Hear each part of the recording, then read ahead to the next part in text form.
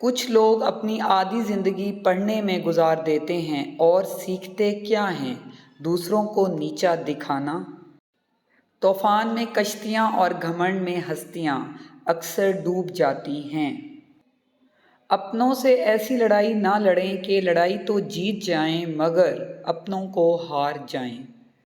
غلط صحیح کا فیصلہ خدا پر چھوڑ دو، تم انسان ہو، انسانیت پر زور دو۔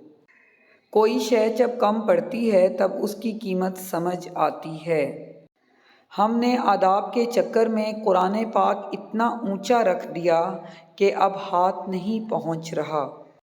بیٹی جب پسند کی شادی کا کہے تو اسے بے حیا اور برا نہ کہو۔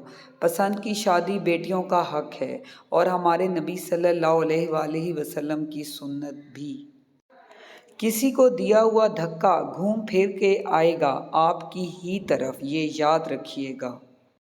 وقت جب فیصلہ کرتا ہے تو گواہوں کی ضرورت نہیں پڑتی۔ بے فائدہ ہے زندگی میں لوگوں کا ہجوم، پرخلوص جو مل جائے تو ایک شخص ہی کافی ہے۔